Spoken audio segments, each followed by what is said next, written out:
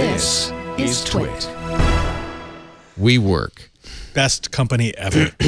I have to say, I'm a little bit of a fan of Scott Calloway's post. He calls it not WeWork, but WTF. He's a professor of business at the Stern School at NYU. And I asked Jeff Jarvis, because I thought, well, Jeff said, it's too much showbiz, too much showbiz. But, because yes, there's cartoons, there's jokes. He really mocks them. But he brings up the kind of the important point. Alex, I'll defer to you a little bit on this. There are a lot of red flags, including the fact that the founder sold $700 million in stock before the public. Scroll down a little bit more. Pause there.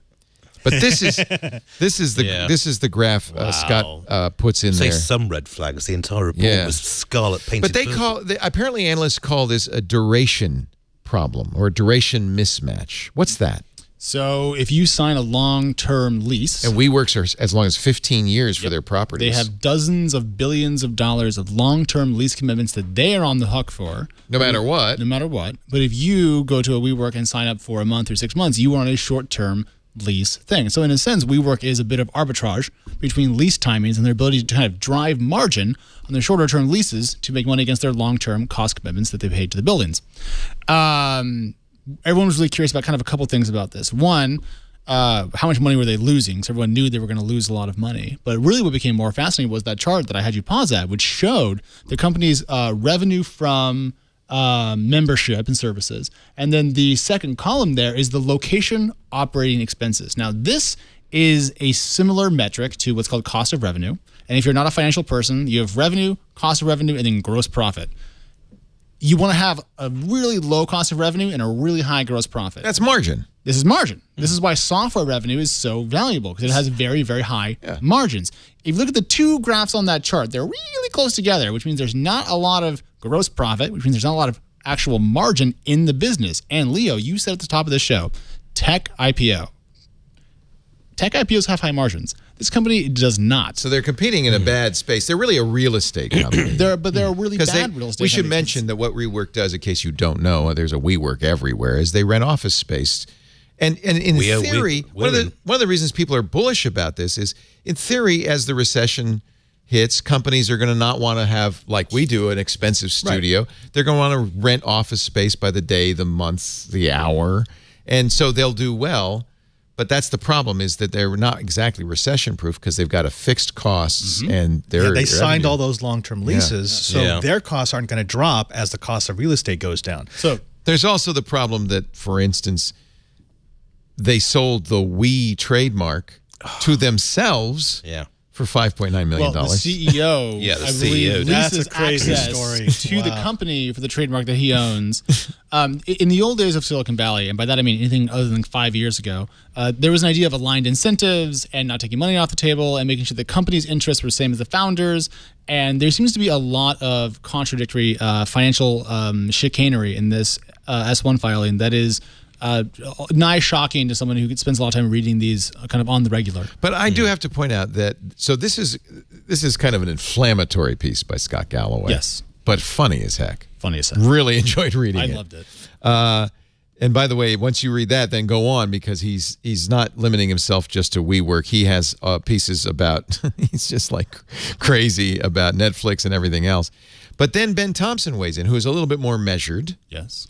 Stratechery, and I think a very smart guy. I don't think Scott's any less smart, but one of the things that I thought was kind of interesting, Ben did point out that Amazon has kind of done the same thing. You invest and you turn the profit knob down so that you can do more capital investment. So he says there is a bull case for WeWork in, like AWS. I think this is an overly generous analogy. I think he's being very generous. I think that AWS has shown, even from a much younger age, an ability to generate operating profit, which is a key profit driver at Amazon corporate itself.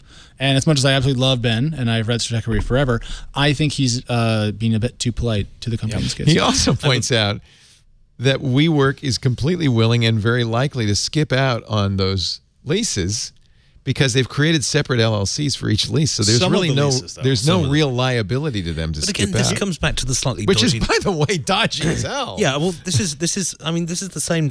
The CEO has sold off some of his shares to buy buildings, which he then leases back to WeWork. Yep. You know, this is a shell game, which is sooner or later somebody's going to be left up holding them. And I speak as a WeWork customer. We are in the WeWork offices in San Francisco. Are you really? Yeah. Oh. And they are basically just an office leasing firm with some glittery bits. It's not a tech stock. With some glitter on. No, not at all. I mean, remember that over the course of the leases that WeWork currently has signed, the officers, which includes the CEO, are going to be paid $110 million. Yeah. So the CEO of the company is a landlord to the company. So he gets paid no matter what. Yeah. So if you're investing in this IPO, they're trying to make it seem as if you're investing in, all this real estate. The real estate is leased, and those lessees are going to get their money no matter what. Yeah. That's what are you investing in? So both Ben and Scott come up with the same final conclusion, which is you probably shouldn't buy this stock. I wouldn't go near. One more forcefully than others. But do you short it? You can't short this. It's going to be very expensive to short. It's going to be in very high demand. But just to give you a kind of a sense of the scale of the unprofitability of this company, in the first half of 2019, they had revenue of $1.54 billion, give or take. They had location operating expenses of 1.23. So that means the cost of running all those buildings was nearly their entire revenue. But they had expenses of a total of $2.9 billion. So their operating loss in just 6 months was nearly $1.4 billion. Okay. How much money has Uber made over the last 5-10 years? Negative cajillion. How much money has Uber lost, I should say? Many. That's why there should be a merger between WeWork and Uber. Isn't Uber still considered by many a good investment? No. It's a shell game. As soon as they run out of cash to burn, then we were talking about this on the way up. Look, Uber has never made a profit. Uber will never make a profit unless autonomous vehicles go on the road.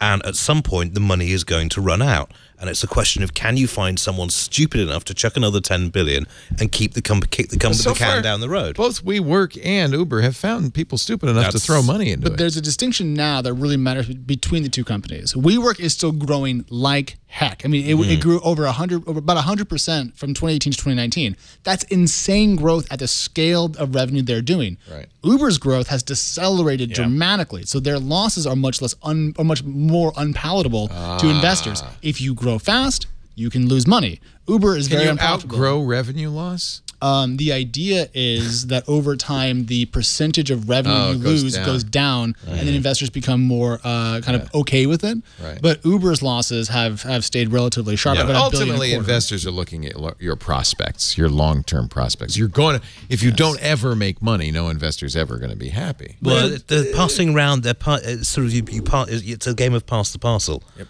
And sooner or later, someone's going to end up and find out there's... I can't say what's going to be in there, but I mean, it's not going to work. Yeah. There are some VCs in San Francisco who are still bullish on Uber, but they tend to be the VCs who are heavily invested. Who have Uber. Yeah. Well, the lockup period doesn't last forever. They can also exit the trade if they so desire at some point in time. Yeah.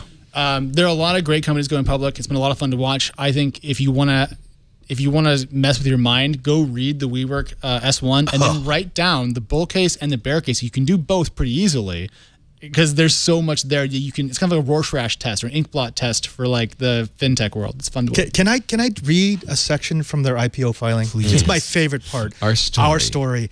We are a community company committed to maximum global impact. Our mission is to elevate the world's consciousness. We have built a worldwide platform that supports growth, shared experiences, and true success. Yes! What the hell do they do? Yes! Bro, it's synergy.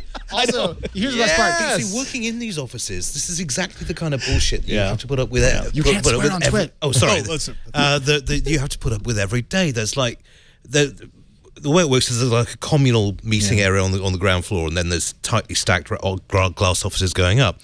But it's like every day they'll be like, oh, so-and-so wants to come and pitch you about this. So come down and try a delicious quinoa smoothies. And it's It is a dessert.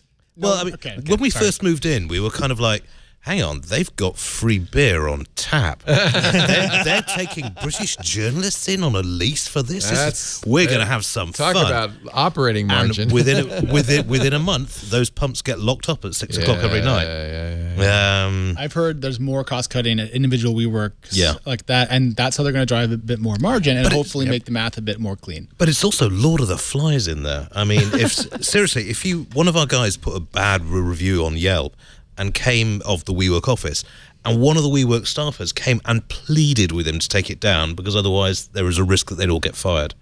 It's a really, really weird company.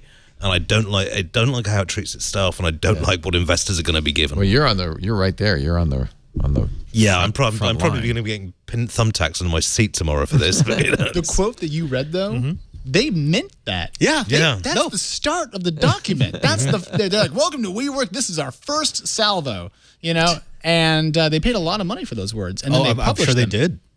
But I mean, come on, look, it contains consciousness, platform, growth, experiences, and success. How much better can it really get? Sounds good to me. Or if you keep reading, it gets better. It does. I'll take $1,000 worth.